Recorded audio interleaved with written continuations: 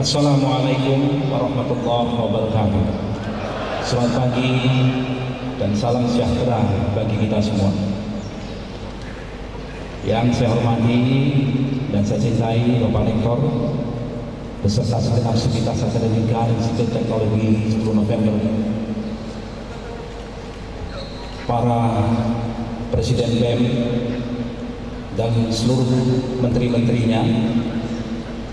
Saya senang kalau BEM itu menempatkan kata itu presiden dan menteri-menteri supaya kalian punya motivasi untuk jadi presiden dan jadi menteri.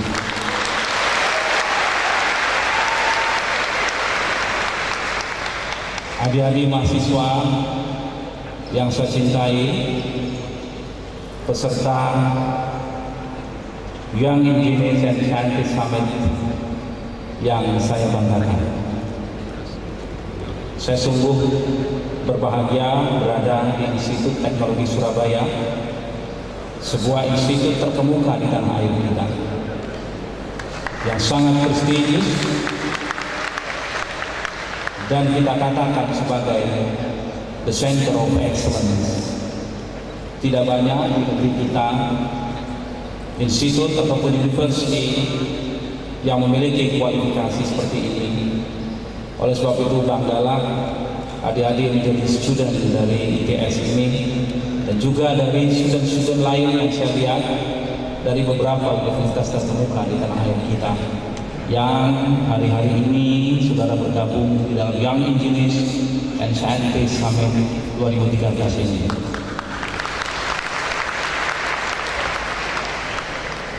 Saya akan mencoba memaparkan kepada saudara-saudara sekalian, adik-adik, akan tantangan dan peluang bangsa ini menghadapi perubahan yang begitu cepat secara global.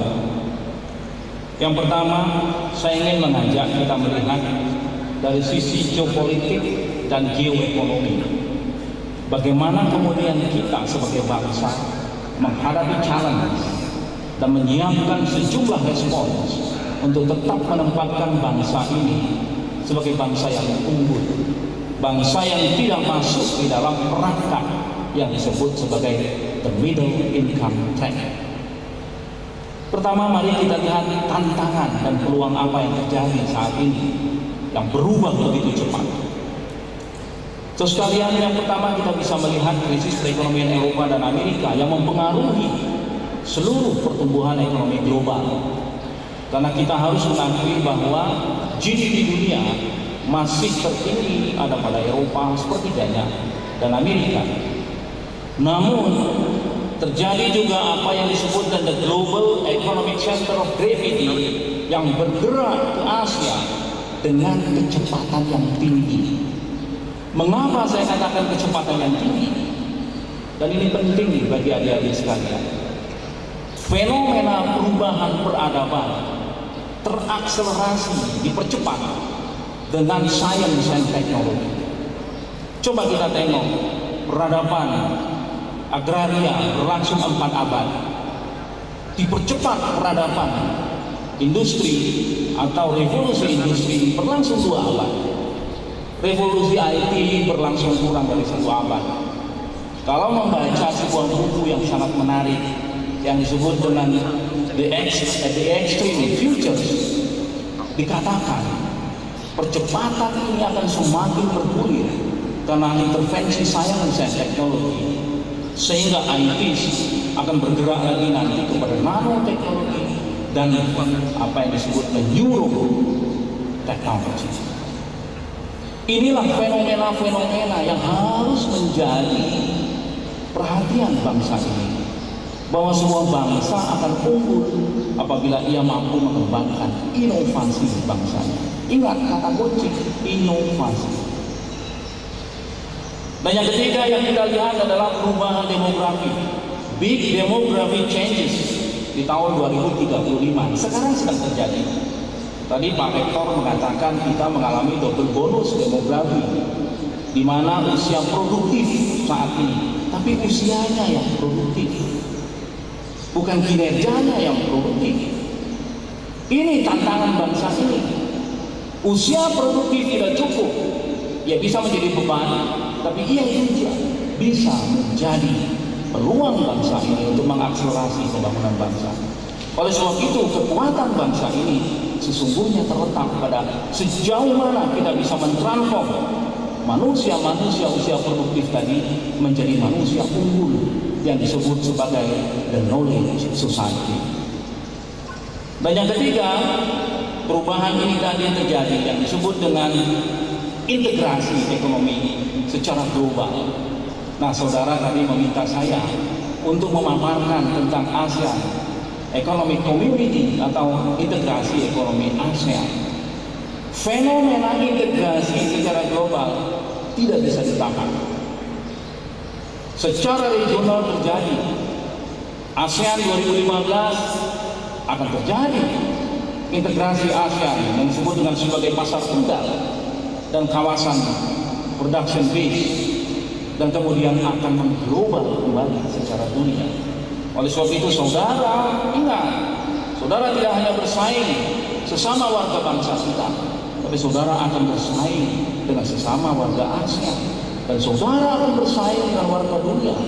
Saudara adalah warga bangsa Indonesia, tapi saudara adalah warga bangsa global. Kekuatan kita terletak seberapa jauh kita mampu meningkatkan daya saing bangsa ini. Oleh sebab itu, mari kita mulai dengan melihat ASEAN Economic Community. Saya diminta memaparkan ini. Waktu sudah dekat. ASEAN Economic Community akan terjadi pada akhir 2015 ini. Integrasi APEC, negara-negara Asia Pasifik, akan terjadi pada tahun 2020. Pertanyaan kita, siapkah kita? Siapkah Indonesia? Saya katakan, it's not a question. Bukan siap atau tidak siap. Kita harus siap.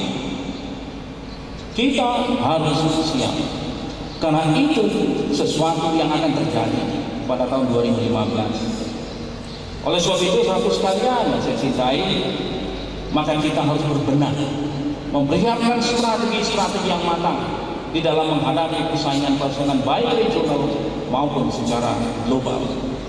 Saya tidak ingin menceritakan di slide kronologi masyarakat ASEAN 2015, tapi saya akan menyampaikan apa itu yang disebut dengan ASEAN Economic Community atau masyarakat ASEAN itu. Masyarakat ekonomi ASEAN atau disebut MEA atau AEC, ASEAN Economic Community, memiliki 3 pilar utama. Slide 4. Slide 4, tolong. Yang pertama, di pilar ekonomi yang menjadi peta jalan roadmap adalah ASEAN Economic Community. Yang kedua, terjadi implementasi ASEAN Economic Blueprint dibagi dalam 4 periode: 2008, 2009, 2010, 2011, 2012, 2013, 14 dan 15. Di sini kita melakukan negosiasi yang keras. Saya sebagai Menko Perekonomian melakukan, sebagai ketua dari IEC ini, melakukan negosiasi yang keras agar kita tidak menjadi negara yang hanya sebagai pasar saja. Oleh sebab itu, kita harus berbicara, bernegosiasi dengan tough menghadapi globalisasi ini. Dan yang ketiga adalah rincian mengenai langkah yang harus diwujudkan pada setiap periode. Dan ini kita ukur di dalam ASEAN Scorecard. Apa kemajuan-kemajuan kita? Saat ini secara total sebelum mencapai 2015 sudah hampir 80%. Seluruh ASEAN Scorecard tersebut sudah mulai terjadi kesepakatan. Apa yang akan terjadi? Slide 5, apa yang akan terjadi? Ada 4 pilar utama, saudara sekalian. Ini penting bagi adik-adik, karena disinilah letaknya. Apakah bangsa kita nanti pada tahun 2015, beyond 2015, akan menjadi pasar besar bagi negara-negara lain, atau kita akan menjadi production base, basis produksi bagi negara-negara di kawasan. Ini kunci, dan kita harus merespons itu dengan baik. Yang pertama, mari kita lihat Pada tahun 2015, kawasan ASEAN akan menjadi pasar terbuka yang berbasis produksi, production base, pasar tunggal. Jadi kalau adik-adik nanti ingin membuat perusahaan, menempatkan perusahaannya di salah satu dari 10 negara ASEAN, itu disebut dengan pasarnya tunggal ASEAN. Bisa memasarkan kemana saja di negara ASEAN, meletakkan basis produksinya di mana saja di 10 negara ASEAN tersebut. Saudara sudah bisa melihat betapa besar tantangannya. Bayangkan kalau seluruh industri meletakkan industrinya tidak di Indonesia, tapi mereka melihat bangsa kita yang besar penduduknya dan mengatakan Indonesia kita jadikan pasar saja, bukan sebagai production base. Maka itu membuat kita akan menjadi kalah. Itu tidak boleh terjadi. Yang kedua adalah kawasan ini menjadi kawasan yang berdaya saing tinggi. Tidak mungkin ASEAN atau negara-negara di dalam ASEAN akan menjadi unggul kalau tidak memiliki daya saing yang tinggi. Oleh sebab itu maka di antara kawasan ini harus memiliki daya saing agar nanti beyond 2015 kita bisa mengintegrasikan ekonomi ASEAN secara global. Dan yang ketiga adalah bahwa kawasan ini haruslah kawasan dengan pembangunan yang merata, disebut sebagai equitable development. Tidak boleh terlalu jauh gapnya. Sebelum ASEAN sendiri kita katakan sebagai kawasan dengan pembangunan yang merata, maka di antara kita Sabang sampai Merauke harus ada equitable development. Oleh sebab itu strategi pembangunan kita di dalam MP3I mendorong pembangunan ke luar Jawa, memberikan insentif-insentif agar seluruh industri masuk ke 6 koridor tersebut menjadi keharusan agar terjadi pemerataan pembangunan dan sebaran neraca jam kerja para insinyur kita hanya tidak menumpuk di Pulau Jawa saja. Dan yang terakhir adalah kita segera akan mengintegrasikan dalam perekonomian global. Terus kalian apa yang saya sampaikan tadi itu adalah sebuah peluang dan sekaligus tantangan bagi bangsa ini. Oleh sebab itu maka kita harus persiapkan dengan sangat baik. Kunci kita adalah narrowing the development gap. Maka kita harus membangun apa yang disebut dengan connectivity institusi dan memobilisasi seluruh resource yang kita miliki. Pasar tunggal berbasis produksi artinya nanti arus barang dan jasa dan investasi akan bebas bergerak masuk. Arus permodalan akan lebih bebas masuk. Kemudian juga akan ada mobilitas skill labor yang relatif lebih bebas. Ada pertanyaan kepada saya, Pak Hatta, apakah nanti tukang cukur ASEAN juga akan cukur di Indonesia? Oh tentu tidak, bukan itu yang disebut dengan labor skill, mobilisasi atau mobilitasnya itu. Tapi seluruh skill labor itu harus dikaitkan dengan modal, investasi, dan juga goods atau arus barang. Nah ini, jadi ada protokol-protokol juga yang mengatur. Kemudian juga tadi saya sudah jelaskan adalah kawasan dengan pertumbuhan ekonomi yang merata.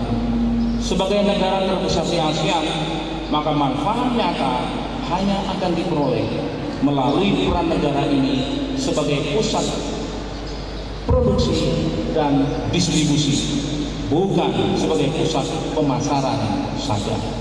Jadi kunci kita adalah bagaimana integrasi tersebut Indonesia menjadi pemenang. Bukan kita justru menjadi pasar bagi besarnya market di tanah air kita ini. Oleh sebab itu kata kunci kita adalah penguatan sumber daya manusia dan iptek kita. Ingat, keunggulan bangsa ini, kemajuan kita tidak ditentukan oleh sumber daya alam kita yang besar itu. Walaupun itu penting, akan tetapi justru terletak kunci utamanya adalah pada manusia itu sendiri. Kalau kita gagal mentransformasi manusia yang usia produktif tadi menjadi manusia yang disebut dengan the knowledge society, manusia-manusia unggul, maka kita akan kalah bersaing. Ingat sekali lagi, kuncinya adalah manusia, dan manusia itu adalah adik-adik semua ini, saudara-saudara yang disebut sebagai the knowledge society, yang akan merespons bangsa ini apakah kita akan menjadi bangsa yang unggul atau tidak pada masa-masa 2025-2030 ke depan. Oleh sebab itu, mari kita bedah kondisi saat ini. Saya ingin mengajak sampai nanti saudara yakin bahwa yes, kita akan menjadi bangsa yang unggul, kita akan menjadi pemenang. Mari kita bedah analisis eksternal dan internal. Saudara sekalian, ekonomi Asia Pasifik akan semakin penting. Tadi saya sebutkan ada the center of gravity, economic center of gravity bergerak dengan cepat dari Eropa, dari Amerika menuju ke Asia. Coba lihat, kalau kita melihat di Asia Pasifik, ya, grafik yang paling atas itu kita bisa melihat bagaimana share daripada middle class.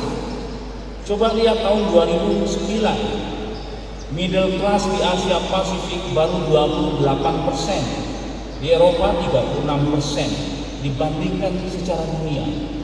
Tapi begitu tahun 2020, Asia Pasifik akan 54%, Eropa 22%. Tapi pada tahun 2030, Asia Pasifik 66% dari penduduk dunia ada di Asia Pasifik dengan income yang disebut middle income. Demikian juga spending by middle class. Kalau pada tahun 2009 spending dari masyarakat Asia Pasifik kelas menengahnya baru 4,9 triliun dolar. Pada tahun 2020 atau masih 23%, pada tahun 2020 sudah 14 triliun, dan pada tahun 2030 32 triliun. Indonesia saja menurut McKinsey, middle class kita pada tahun 2025 akan spending 1,8 triliun US dollar, dengan spending 4 spending tertinggi, yaitu pendidikan. Dan saya sungguh bangga, prediksi-prediksi itu mengatakan spending terbesar nanti justru pada pendidikan. Itu artinya apa? Seluruh middle class kita merasa pendidikan adalah faktor yang sangat penting. Saudara sekalian, dengan demikian maka kita melihat bahwa Asia Pasifik akan menjadi kawasan pertumbuhan dan kawasan pendorong utama mesin pertumbuhan dunia. Namun pertanyaan kritis kita, apakah Indonesia akan berhenti pada middle class atau negara dengan income menengah, atau kita bisa meloncat menjadi negara dengan pendapatan tinggi? Ini tantangan bangsa. Robert Zulik dalam pertemuan G20 yang saya hadiri tahun yang lalu mengatakan dari 101 negara hanya 13 negara yang masuk menjadi negara berpendapatan tinggi dari tahun 61 sampai tahun 2008. Selebihnya masuk dalam the middle income track, perangkat middle income, tidak bisa keluar. Mengapa? Ada 3 faktor utama. Pertama, gagal membangun infrastruktur. Kedua, gagal membangun kemandirian pangan. Ketiga, gagal membangun yang disebut dengan social protection, perlindungan sosial. Tapi semua itu bungkusnya adalah pada akhirnya kegagalan sebuah negara tersebut mengembangkan inovasi. Dahsyat sekali. Oleh sebab itu sebetulnya kalau kita mau sadar betul bahwa inovasi adalah sebagai mesin utama transformasi ekonomi kita, maka kita harus sadar apa yang harus kita lakukan sekarang sampai ke depan, dan bagaimana kita menempatkan sarjana-sarjana kita agar menjadi sarjana-sarjana yang betul-betul unggul. Next slide. Ini menunjukkan saja, slide berikutnya adalah bagaimana middle class Indonesia sekarang sudah berada pada 135 juta nanti pada tahun 2030. Saat ini kita memiliki middle class sekitar 50-an juta. Pada tahun 2014, 2020 85 juta. Dengan senario pertumbuhan 6% saja, maka pada tahun 2030 akan ada 135 consuming class di tanah air kita. Ketika itu penduduk Indonesia 280 juta. Dan ini adalah sebuah purchasing power yang luar biasa dan membuat negara-negara melihat bahwa Indonesia bisa dijadikan sebuah pasar yang besar. Next, ini adalah dunia luar mengakui kemampuan kita. Ini pandangan McKinsey yang saya sebutkan tadi itu, bahwa kita adalah salah satu negara dengan pertumbuhan tercepat nomor 2 among the G20 countries setelah China. Walaupun kemarin Standard & Poor's membuat outlook dari stable, dari positif ke stable, tapi rating kita tidak berubah. Memang ada beberapa hal yang harus kita respons di dalam melihat perekonomian kita secara keseluruhan. Dan ini adalah bagian yang penting dalam waktu-waktu dekat ini. Kita akan mengeluarkan kebijakan-kebijakan perekonomian kita agar lebih prudent di dalam fiskal, tapi stability di dalam makroekonomi kita. Saudara sekalian, oleh sebab itu maka dibutuhkan sebuah rencana strategis perekonomian berdimensi jangka pendek, menengah, dan panjang. Tidak boleh hanya panjang saja, karena kalau jangka pendeknya kita tidak persiapkan dengan baik, maka tidak nyambung dia ke panjangnya. Oleh sebab itulah maka saya katakan kita harus berani meletakkan visi bangsa ini ke depan. Ini yang saya sebut sebagai master plan percepatan dan perluasan pembangunan ekonomi Indonesia 2025. Kita letakkan sasaran kita pada 2025. Harus berani meletakkan sasaran itu dan mulai sekarang kita ukur agar setiap tahapan untuk mencapai itu akurat kita capai dengan strong growth, pertumbuhan yang tinggi, tapi juga tetap memberikan program-program perlindungan sosial, sehingga pada tahun 2025 kita targetkan pendapatan per kapita kita sudah mencapai 14 sampai 15 ribu US dollar. Ketika itu kita sudah mentransformasi menjadi negara pada awal negara berpendapatan tinggi, dan GDP kita sudah 4,5 triliun US dollar. Hari ini kita pendapatan GDP kita 1 triliun by purchasing power parity. Di antara negara ASEAN sekarang totalnya 2,2 triliun US dollar.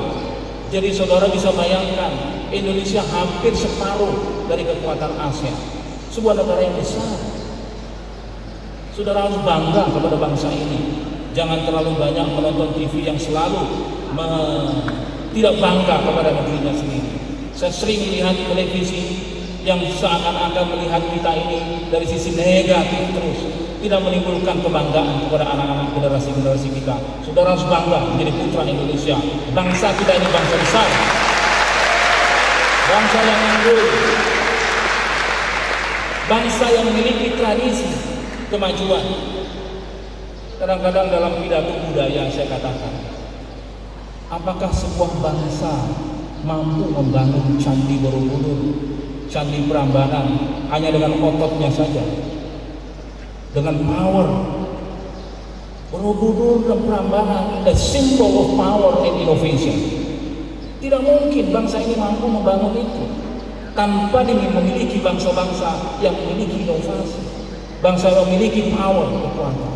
Jadi kita memiliki tradisi bangsa yang unggul, dan kita akan menjadi bangsa yang unggul pada abad 21 ini. Jadi saudara harus optimis, jadi anak-anak yang selalu optimis, berpikir positif. Karena orang mengatakan, if you think you can, you can. Kalau kita berpikir kita bisa, kita bisa. Can do spirit, spirit pasti bisa. Hari ini 2014, di penghujung 2014 nanti, maka pendapatan kita sudah harus di atas berkisar 1,2 triliun dengan pendapatan per kapita 4.800 sampai 5.000 US dollar per kapita. Tentu apabila tidak terjadi shock secara global. Dan inilah saudara sekalian yang secara konsisten kita jaga momentum pertumbuhan kita agar kita dapat mencapai itu.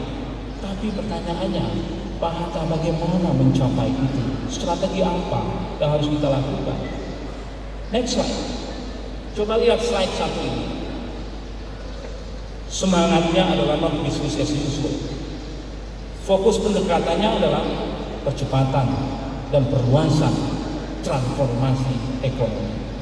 Jadi kata kuncinya adalah berani melakukan transformasi ekonomi kita secara cepat. Kalau saudara lihat grafik putus-putus itu adalah business as usual. Tapi kalau kita berani melakukan transformasi, maka terjadi akselerasi atau percepatan. Kata kuncinya adalah peningkatan value, nilai tambah. Yang kedua, mendorong inovasi. Inovasi. Ketika mengintegrasikan pendekatan sektoral dan regional. Dan yang keempat, memfasilitasi percepatan investasi swasta sesuai kebutuhan. Jadi saudara sekalian, pembangunan jangan mengandalkan APBN. APBN kita hanya kurang sedikit dari 20% dari size GDP kita. Oleh sebab itu pembangunan harus didorong oleh swasta, BUMN, foreign direct investment. Pemerintah hanya punya dua saja, regulasi. Kita ciptakan regulasi yang kondusif agar swasta dan entrepreneur Indonesia mampu untuk berkembang di tanah air kita sendiri. Jadi pemerintah berfungsi sebagai regulator, fasilitator, dan katalisator. Oleh sebab itu, saudara sekalian, slide berikutnya, kata kuncinya adalah ini, kita harus menuju ke tahap untuk bisa berdaya saing. Jadi efisiensi saat ini, efisiensi driven ekonomi, harus kita dorong ke arah inovasi driven ekonomi. Pengembangan sumber daya manusia dan iptek memiliki peran yang sangat vital. Kata kunci, apabila kita tidak mampu mendorong inovasi, garis yang hijau melengkung ke atas dan hanya terjadi senario garis putih putus-putus, itu artinya pada tahun 2025 kita masih berada seperti sekarang ini dengan pendapatan hanya lebih sedikit, sekitar $6.000 saja, karena kita tidak mampu mentransformasikan efisiensi driven ekonomi ke arah inovasi driven ekonomi. Memang saudara sekalian, catatlah di dunia ini tidak ada satu pun bangsa di dunia ini menjadi bangsa yang unggul tanpa mengembangkan inovasi driven ekonomi berbasis kepada inovasi. Korea, Jepang, Taiwan, sebut negara-negara lain yang tidak memiliki sumber daya alam tapi menjadi bangsa yang unggul karena inovasi. Jerman, coba lihat sejarah Jerman sebelum pada abad-abad 18. Mereka adalah pusat-pusat riset, pusat-pusat university, pusat-pusat keunggulan. Sebelum revolusi industri terjadi, university bertebaran di mana-mana. Jadi sebetulnya sangat-sangat sudah tidak perlu diomongin lagi. Kalau spending kita harus semakin banyak kita alirkan untuk meningkatkan sumber daya manusia kita, membangun university, membangun pusat-pusat keunggulan, center of excellence di tiap-tiap daerah kita di tanah air kita dalam senario MP kita ini di seluruh koridor tanah air. Tanpa itu tidak terjadi yang disebut dengan akselerasi driven, karena manusianya tidak cukup, terjadi mismatch. Ketika pertumbuhan kita tinggi, manusianya tidak, mismatch, tidak cukup. Senario itu yang membuat apa yang disebut dengan masuk ke dalam perangkap middle class. Oleh sebab itulah saya wanti-wanti betul, apalagi yang engineer, menjadi sangat penting kita berpikir itu. Next, apa kerangka desain kita untuk menjadi bangsa yang unggul tersebut? 3 pilar strategi. Pilar pertama, pengembangan koridor ekonomi. Kuncinya adalah mendorong pusat-pusat pertumbuhan baru di seluruh tanah air kita. Penguatan konektivitas nasional dalam mempercepat kemampuan SDM dan iptek nasional. Tadi saya sebutkan bahwa kita tidak boleh tidak meningkatkan value. Oleh sebab itu kata kunci kita adalah value ini. Saya ingin kembali dulu ke slide tadi, slide ini, slide 15, mendorong value ini. Saya ingin sebutkan kepada adik-adik semua Mengapa minat sekolah teknik sekarang menurun? Data menunjukkan. Tapi di sisi lain kita kekurangan. Nanti saya sebutkan betapa banyak kita kekurangan. Kalau kita melihat apa yang kita lakukan selama ini, tidak terjadi apa yang disebut dengan value industri. Kita memiliki kekayaan alam yang luar biasa. Kita memiliki nikel, boksit, timah, berbagai macam ada. Akan tetapi semuanya tidak jual dalam keadaan bahan mentah. Sebab itu skenario untuk mengakselerasi ini mulai 2014 kita tetapkan tidak boleh lagi ada kekayaan sumber mineral kita jual dalam keadaan bahan mentah. Tidak boleh. Stop ekspor bahan mentah. Memang tantangannya besar. Saya mulai dari Perdana Menteri sampai ke duta besar, sampai perusahaan-perusahaan raksasa dunia komplain kepada saya, mengapa Pak Hatta akan menyetop ekspor bahan mentah? Saya katakan, tunjukkan kepada saya bangsa di dunia ini yang unggul hanya menjual bahan mentah saja. Tidak ada. Kalau kita hanya menjual bahan mentah saja, kita menjadi pecundang. Maka tidak ada neraca jam kerja terjadi. Yang bekerja adalah para kuli. Batu bara dikeruk saja, dinaikkan kepada tongkang, naik ke kapal, pergi. Di mana engineer bekerja? Tidak ada. Karena tidak ada value added, tidak ada manufaktur, tidak ada industri. Nikel kita tidak bisa menjadi baja, tidak bisa menjadi stainless steel, karena barang gelondongan diekspor. Oleh sebab itu 2014 kita stop. Sekarang transisi boleh, tapi kita kenakan pajak pengeluaran sebesar 20%, sehingga dia mengerem agar riset-riset tersebut diolah oleh para sarjana saya, para insinyur kita untuk mengolah bahan mentah kita menjadi industri-industri manufaktur. Ini strategi kita. Kalau tidak, maka hilirisasi dari sebuah industri tidak terjadi. Kalau itu terjadi, maka minat bersekolah ke teknik semakin menurun. Orang senang jadi politisi sekarang, katanya lebih gampang. Nanti semua mau jadi politisi, pergi ke Senayan, ya itu juga boleh, tetapi insinyur itu penting. Percayalah, jadi insinyur juga bisa jadi Menko Perekonomian.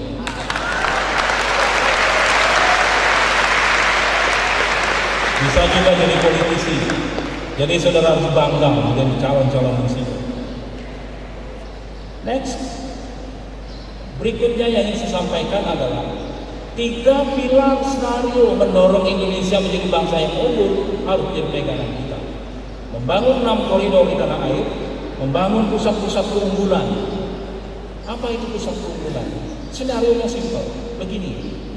Kalau dahulu di Papua ada gas, gasnya kita jadikan LNG, diekspor semua, habis, selesai. Devisanya masuk ke Menteri Keuangan, dibagi-bagi, selesai. Ada batu bara di Kalimantan 300 juta ton besarnya, dikeruk, masuk tongkang, ekspor, pajaknya 13,5%, ada devisa masuk Menteri Keuangan, masuk APBN, dibagi-bagi, habis. Dalam skenario MP3 ini, no, tidak begitu. Setiap resource di daerah-daerah tersebut dia harus menjadi yang kita sebut sebagai pusat pertumbuhan. Ada gas ditangguh, maka dia kita jadikan sebagai pusat pertumbuhan baru. Seluruh gas diolah menjadi petrochemical center, sehingga di situ akan jadi kawasan pertumbuhan. Demikian juga Kalimantan, kita jadikan special economic zone. Apakah batu bara, apakah mineral biji besi, apakah nikel, apakah boksit, atau juga kelapa sawit dan sumber-sumber kekayaan renewable lainnya. Kita bangun pusat-pusat keunggulan, mulai dari bahan mentah sampai kepada downstream industri, kita bangun dalam satu kawasan pertumbuhan. Sehingga kita memiliki 6 koridor. 6 koridor tersebut tematik, disesuaikan dengan keunggulan daerah masing-masing. Kalimantan beda dengan Sumatera, ada kesamaannya, dia berbeda. Bali berbeda, dia pusat keunggulan wisata dan industri kreatif. Jawa tidak bisa lagi menjadi heavy industry, kita batasi, apalagi yang menguras air yang banyak. Dia sudah menjadi smart industry dan menuju ke arah jasa. Kita dorong industri keluarga, kita jadikan pemerataan, kita tumbuhkan pusat-pusat keunggulan. Di samping itu, kita bangun center of excellence, kita bangun sekolah-sekolah kejuruan, kita bangun sekolah-sekolah teknik. Bukan tanpa alasan, kalau Institut Teknologi Surabaya diberikan mandat untuk membangun Institut Teknologi Kalimantan, karena kita memerlukan itu. Dalam skenario MP3 ini, ITB membangun Institut Teknologi Sumatera, dan nanti kita bangun politeknik, ada 200 politeknik di dalam skenario ini untuk menopang pertumbuhan ekonomi kita sampai 2025. Nah, jadi dengan demikian maka kita membangun pusat pemerataan. Dan yang kedua, ingat, connectivity. Salah satu kelemahan bangsa ini adalah infrastruktur dan konektivitas. Di sini peran engineer harus membangun konektivitas tersebut. Jadi di situ nanti kita hubungkan pusat-pusat pertumbuhan dan membangun connectivity itu, saudara sekalian, adalah secara domestik kita terintegrasi, tapi nanti baru secara global kita terkoneksi. Malaysia itu menginginkan agar dibangun jembatan Selat Malaka. Mereka mau membiayai. Kita katakan tidak. Kalau kita membangun Selat Malaka, maka jarak ekonomi Sumatera akan menjauh. Dia akan terdorong ke Malaysia, ke utara. Maka seluruh resource kita akan habis ke atas. Dan kita secara geopolitik dan geoekonomi akan melemah. Itu tidak boleh terjadi. Oleh sebab itu kita harus mengintegrasikan dan memperpendek jarak ekonomi kita. Apa itu jarak ekonomi? Gini, kalau saudara mengangkut satu kontainer barang dari Jakarta ke Singapura, itu satu satuan 20 feet kontainer. Jarak geografisnya lebih jauh. Tapi kalau dibawa ke Padang, dari Jakarta ke Padang, saudara harus membayar 2,1 kali dari apa yang dibawa ke Singapura. Kalau begitu maka daya saing bangsa ini lemah. Kita membayar kos logistik 14,08% dari cost of product. Tugas kita sekarang adalah memperpendek jarak ekonomi itu agar kos logistik kita turun pada tahun 2014 ini 10% saja. Adik-adik sekalian, ini yang saya sebut dengan strategi dalam menghadapi persaingan ASEAN Economic Community ke depan ini. Tanpa kita bisa memperpendek jarak logistik kita dalam satu satuan kos, maka kita akan kalah bersaing. Ini semuanya peran engineer, semua ada di sini. Peran sarjana saya teknik ada di sini semua. Next slide. Pilar yang ketiga adalah penguatan SDM dan ITEK. Ini adalah favorit saya. I believe very strongly, bangsa tidak akan menjadi bangsa yang unggul kalau sumber daya manusianya hanya usianya saja yang produktif, akan tetapi tidak menjadi manusia yang unggul. Jadi mari kita lihat tantangan yang masih kita hadapi. Ini penguatan SDM dan ITEK. Saya menunjukkan saja triple helix. Saya tidak menguraikan ini perlu 2 jam sendiri. Tapi saya yakin ITS sudah mengembangkan ini, peran pemerintah, peran lembaga dan perguruan tinggi, peran swasta dan pasar. Ini peran yang sangat penting untuk melahirkan inovasi. Next, tapi saya ingin mengajak tantangan. Saudara sekalian, mari kita lihat apa yang harus kita lakukan dalam konteks SDM. Saya fokus ke SDM. Ini ketua PII November 2012. Kebetulan saya adalah ketua Dewan Pembina. Jumlah insinyur di Indonesia sangat tidak sebanding dengan jumlah penduduk. Hanya 164 orang per 1 juta penduduk. Perlu upaya serius agar tidak terjadi krisis insinyur. Saudara sekalian, nanti saya tunjukkan Kalau senario pertumbuhan tidak tadi terjadi, maka ada mismatch. Kedua, akhir-akhir ini pun ditengarai peminat dari kaum muda untuk menempuh pendidikan secara teknik juga menurun. Mengapa? Contoh yang simpel, di ITB dulu ada industri PTDI, Dirgantara Indonesia. Maka mesin dan fakultas teknik mesin dan penerbangannya berkembang. Begitu industri kita menurun, maka minat sekolah ke jurusan penerbangan menurun. Bahkan mungkin kalau industri kita mulai menurun, minat akan menurun. Ini tidak boleh terjadi. 3. Jumlah sarjana teknik saat ini baru sekitar 11% atau 1,05 juta dari total 9,6 juta sarjana. Yang ideal seharusnya sekitar 20% dari populasi sarjana. OECD mengatakan, Pak Hatta, kalau Pak Hatta ingin mengakselerate itu, tolong akselerate jumlah anak-anak Indonesia yang sekolah 20% sudah di perguruan tinggi. Saat ini kita baru 7,sekian%, kurang dari 8% yang berada di perguruan tinggi. Kalau dilihat di grafik, coba lihat grafik 21, tajam sekali di atasnya, lebar sekali di bawah. SD, SMP, SMA. Kalau senario ini dibiarkan, baru tahun 2040 93% anak-anak kita tamatan SMA. Baru 2040. Dan baru 20% di perguruan tinggi baru 2040. Kalau tidak ada senario akselerasi. Jadi ini kita percepat. Next slide, kembali. Ini menunjukkan Indonesia 164. Negara Malaysia yang sekolah di kita tahun 70-an itu jauh tertinggal dibandingkan kita. Sekarang dengan penduduk hanya 27 juta, sarjana tekniknya 367 per 1 juta. Kita masih 165. Belum memenuhi syarat kita untuk mengakselerasi. Ini senario yang harus kita perlukan. Pada tahun 2020 kita memerlukan 129.500 per tahun rata-rata. Kalau kita ingin mencapai yang saya sebutkan tadi, maka 2025 sampai 2030 rata-rata diperlukan 175.000 sarjana teknik per tahun.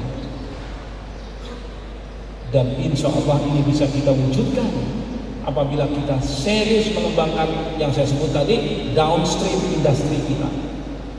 Kita dorong semakin banyak industri-industri kita, kawasan-kawasan special economic zone, sehingga yang bekerja, yang mengolah adalah para sarjana-sarjana kita. Neraca jam kerja terjadi pada sarjana-sarjana kita, bukan tenaga-tenaga yang kasar. Next. Ini kebutuhan sarjana teknik kita. Kemungkinan kekurangan sarjana teknik tahun 2015 sampai tahun 2025 hingga 15.000 per tahun. Dahsyat sekali Pak Rektor. Akan diisi tenaga teknik asing. Kalau ini senario ASEAN Economic Integrity, ASEAN Economic Community 2015, kemudian terintegrasi secara global, di mana pertumbuhan rata-rata kita sudah di atas 7%. Pendapatan per kapita kita menuju kepada 15.000. Ada mismatch dengan globalisasi, maka insinyur lain yang masuk mengisi market kita, dan ini tidak boleh terjadi. Senario mismatch ini akan sangat melemahkan daya saing bangsa kita. Di sini peran kita yang paling utama adalah bagaimana mengurangi gap yang ada sampai tahun 2025. Oleh sebab itu, maka memang merangsang sarjana teknik, memberikan motivasi, membangun industri, melink and match, ini menjadi sebuah keharusan. Orientasi kebijakan ekonomi Indonesia tadi saya sebutkan adalah harus kita transformasikan. MP3I sampai 2025, 15 tahun ke depan harus kita dorong menuju kepada stage 2 atau yang kita sebut dengan stage efisiensi ke inovasi. Dan ini sekedar angka saja, slide 28 menunjukkan bahwa sebetulnya kita tidak buruk-buruk amat. Kalau pilar 12 inovasi itu, Indonesia untuk capacity to innovate kita ranking 30. Tidak terlalu buruk sebetulnya. Spending kita, research and development, rankingnya 25. Tidak terlalu buruk, walaupun spending untuk government kita rendah. Tapi spending dari publik, masyarakat, dunia usaha cukup tinggi.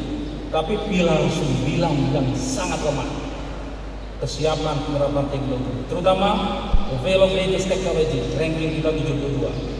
From level technology absorption, ranking 56. Dan ini foreign direct investment and technology transfer kita pada ranking 61. Jadi adik-adik sudah tahu, jangan pernah mengharap transfer teknologi terjadi begitu saja. Tidak akan terjadi. Tidak pernah ada satu negara rela melepaskan kemampuan teknologi dan inovasi begitu saja. Coba tengok setiap temuan dilindungi dengan apa yang disebut dengan teknologi atau IPR, intellectual property right. Negara-negara miskin, negara-negara middle semakin berat untuk mengadopsi teknologi tersebut, harus membayar yang sangat mahal. Jadi saudara sekalian, kita harus kreatif sebagai bangsa. Engineer harus kreatif sebagai bangsa, mengembangkan invention dan menjadi inovasi. Dan ini adalah bagian akhir dari slide saya, the way from identifikasi yang telah dilakukan oleh MP3I. Maka apa yang harus kita lakukan? Pertama, MP3I meletakkan 22 kegiatan ekonomi plus konektivitas di seluruh tanah air. Sampai 2 tahun ini kita sudah membelanjakan 500 triliun untuk industri dan connectivity atau di mana sebagian besar adalah BUMN kita 100 triliun ditambah dengan swasta dan foreign direct investment. Oleh sebab itu diperlukan pasokan tenaga, kebutuhan SDM, pendidikan penghasil angkatan kerja, plus akademi komunitas, plus kursus SMK. Dan yang kita perlukan adalah SDM ideal pemenuhi kebutuhan industri. Jadi MP3I akan membangun kawasan-kawasan industri, special economic zone. Di dalamnya adalah kompleks industri. Kenapa? Karena tidak lagi boleh diekspor barang-barang tersebut. Di dalam kawasan-kawasan industri tersebut membutuhkan sumber daya manusia, yaitu insinyur kita. Ini senario MP3I. Jadi saudara persiapkan diri dengan matang, dengan baik, karena saudara harus mengisi. Tapi saya lebih senang kalau saudara-saudara menjadi entrepreneur, tidak menjadi barisan untuk mencari lapangan kerja, tapi justru mengembangkan entrepreneurship saudara-saudara, technopreneurship. Next slide. Ini kebutuhan impact kita untuk mematchkan skenario kita. Dan slide 32 ini adalah pemenuhan SDM impact dan MP3I, di mana pengembangan kita akan kembangkan 10 sampai 20 perguruan tinggi riset dan pusat penelitian secara nasional. Kemudian 1 perguruan tinggi dan 2 politeknik unggul di setiap provinsi atau 100 politeknik baru. Ini akan kita kembangkan. Kemudian 1 akademi komunitas di tiap kabupaten kota atau 520 akademi komunitas. Dan sekolah menengah kejuruan, perbaikan rasio SMK, SMA, penguatan mutu dan relevansi SMK.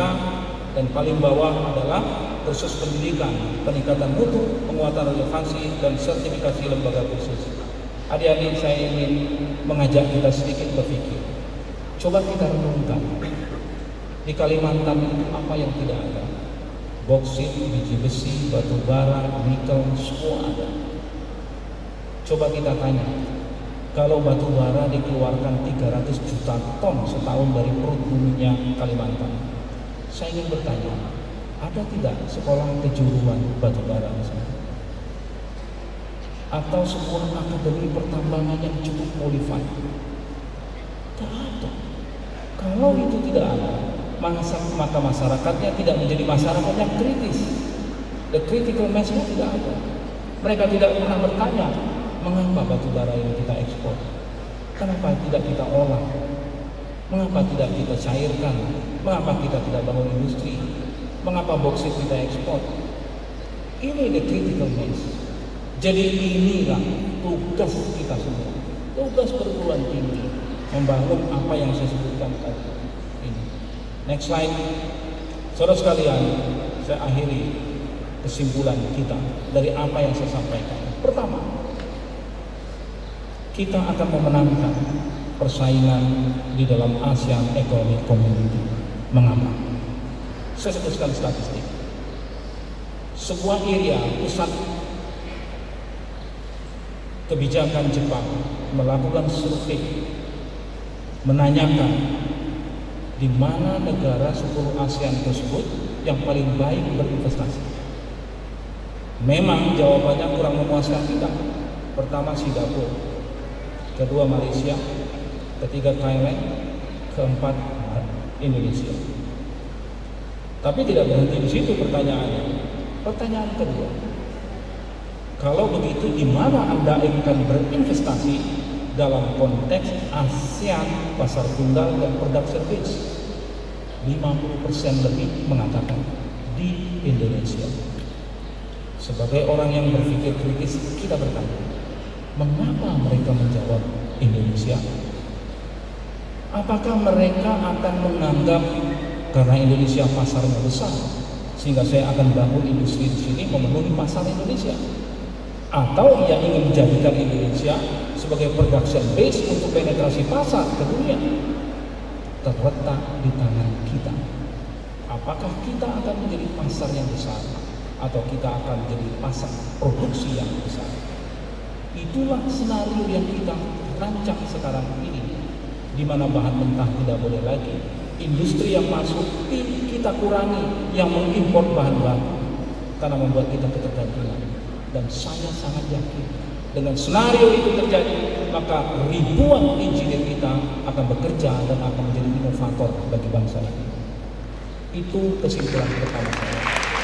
Dan saya sungguh yakin. Yang kedua, akan terjadi senario mismatch ketika pertumbuhan ekonomi kita tinggi di atas 7% sesuai dengan MP3I, kalau kita tidak mempersiapkan insinyur-insinyur kita, menambah insinyur-insinyur kita, dan mempersiapkan industri-industri hilir bagi industri-industri kita, tidak mungkin terjadi.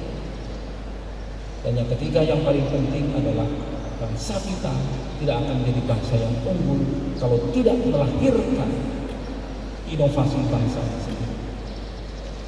Jadi kata kunci kita akhirnya adalah inovasi. Lalu apa inovasi itu? Bagian akhir saya. Saudara sekalian, inovasi sebetulnya adalah invention, product knowledge plus entrepreneur.